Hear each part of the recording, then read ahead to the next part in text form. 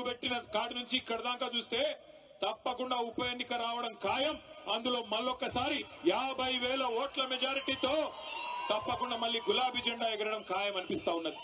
ఒక్క మాట దయచేసి మీరు ఆలోచించాలని చెప్పి కూడా నేను కోరుతా ఉన్నా. 22 నెలలు అయిపోయింది. ఇంకొక నెల 15 రోజులు అయిపోతే 2 ఏళ్లు నిండిపోతుంది.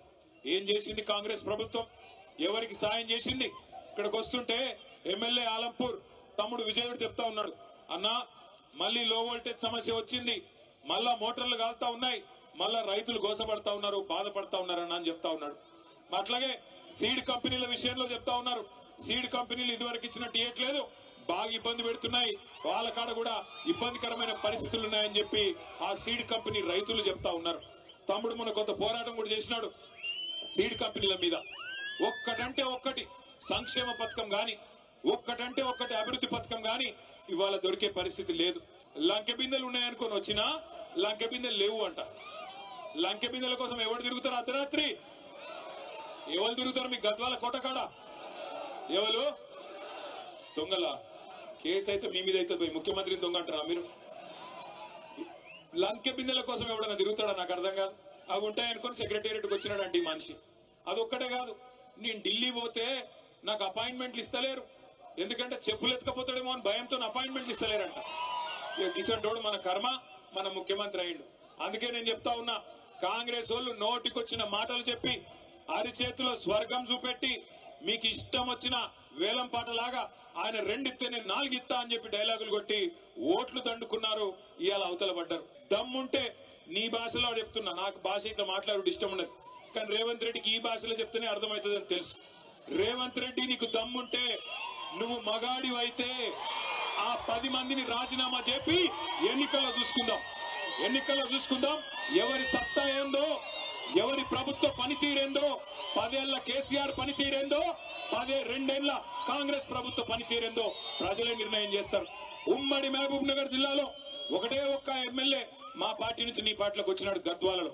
ఇక్కడనే గద్వాల తేరు మైదానం నుంచి నేను సవాల్ చేస్తా ఉన్నా, రాజీనామా చేయి, ఎలక్షన్ కు రా, ఎవరేందో ఎవరి సత్తా ఏందో గద్వాల తాలూకా ప్రజలు నిర్ణయిస్తారని చెప్తా ఉన్నా. మీ అందరినీ నేను మనస్ఫూర్తిగా ఒకటే కోరుతా ఉన్నా, ఎక్కడ పోయినా ఇవాళ ఒకటే మాట వినబడతా ఉన్నది.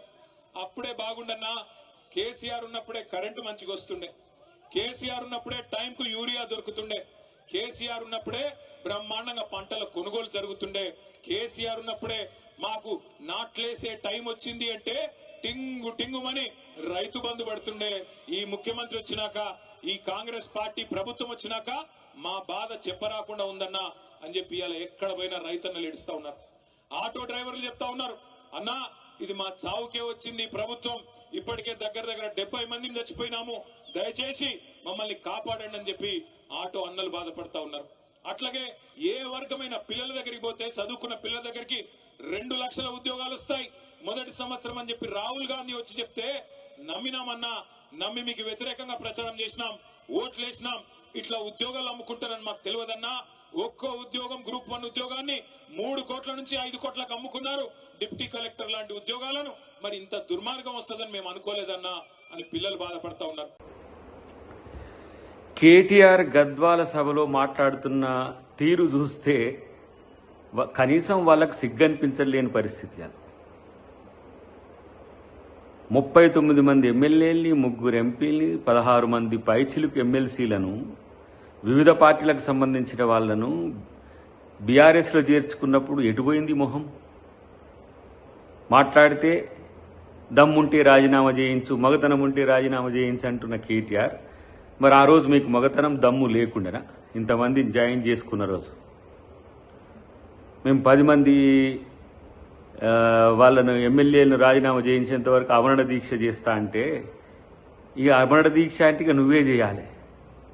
ఎందుకంటే గతంలో కేసీఆర్ గారు ఎట్లా అమరణ దీక్ష చేసిందో గట్టనే ఉంటుంది ఏమో నీది కూడా. కానీ హైకోర్టుకు పోయినావు, సుప్రీంకోర్టుకు పోయినావు, సుప్రీంకోర్టు ఒక రూలింగ్ ఇచ్చింది, అది స్పీకర్ దాని మీద చర్చ చేస్తున్నాడు. అయినా కూడా ఈ రెచ్చగొట్టే ధోరణి ఎందుకు అని అంటే, ఇవాళ మీ అస్తిత్వం పోతుంది కాబట్టి. తెలంగాణలో కనుమరుగవుతున్న బీఆర్ఎస్ పార్టీకి నేను నాయకుడిని అనుకుంటే అది నీ భ్రమ. కానీ ఇలా తెలంగాణలో మీ పార్టీ పరిస్థితి ఎంత ఘోరంగా ఉందో కనీసం తెలుసుకోరు. మాట్లాడితే ఈరోజు మీ మాటలన్నీ కూడా తెలంగాణ ప్రజలను రెచ్చగొట్టే విధంగా ఉన్నది తప్పితే ప్రతిపక్షంగా మీ నాయన ఫెయిల్యూర్ అయినరు. ఇలా బీఆర్ఎస్ పార్టీ నాయకుడిగా నువ్వు ఫెయిల్యూర్ అవుతున్నావు. ఇంకొక వైపు హరీష్ రావు పార్టీ నుంచి వెళ్ళగొట్టిన తర్వాత కవిత చేసిన ప్రశ్నల దగ్గర మీకు దగ్గర సమాధానమే లేదు. కానీ తొడగొట్టి మగతనం గురించి మాట్లాడితే ఇలా మగాడు కాబట్టి రేవంత్ రెడ్డి గారు ఇలా మిమ్మల్ని ఓడగొట్టి ఫామ్ హౌస్లో ఒకరిని బజార్లలో ఒకరిని ఇలా పార్టీలే లేకుండా మీకు మీరే దిక్కు లేని వాళ్ళైన పరిస్థితి మీకు ఆలోచించుకుంటే మంచిది. కాబట్టి ఇలా మీరు శుద్ధపూస మాటలు మాట్లాడితే ఇంకేదో మేమేదో నీతిమంతులం అనే మాట మాట్లాడితే తెలంగాణ సమాజం మిమ్మల్ని పట్టించుకోరనే అంశం మీకు తెలిస్తే మంచిది.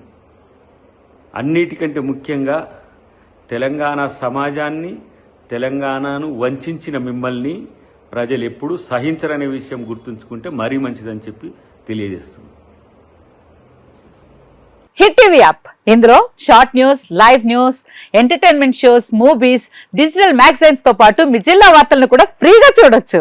ఇంకెందుకు ఆలస్యం, వెంటనే హిట్ టీవీ యాప్ ని డౌన్లోడ్ చేసుకుని ఫ్రీగా ఎంటర్టైన్మెంట్ పొందండి. Hit TV app. Hit TV app. Please download hit TV app. Hit TV app ని ఫ్రీగా డౌన్లోడ్ చేసుకుని ఎంజాయ్ చేయండి. మీకు నచ్చిన ఎంటర్టైన్మెంట్ కోసం హిట్ టీవీ యాప్ ని ఫ్రీగా డౌన్లోడ్ చేసుకుని ఎంజాయ్ చేయండి. హిట్ టీవీ యాప్ ని డౌన్లోడ్ చేసుకుని ఆస్వాదించండి, ఆశీర్వదించండి. ఇంతమంది సెలబ్రిటీలు హిట్ టీవీ యాప్ ని డౌన్లోడ్ చేసుకోండి అని చెప్తున్నారంటే ఎంత మంచి యాప్ ఆలోచించండి. అమెరికా అమెరికా అమెరికా అమెరికాలో చదవాలనుకునే వాళ్ళకి విశ్వసనీయమైన పేరు మన శౌర్య కన్సల్టెన్సీ. UK లో 1 year masters. UK లో 1 year masters. 2 years work permit up to 5 years visa. Contact Saurya Consultancy. Contact 89851 89851.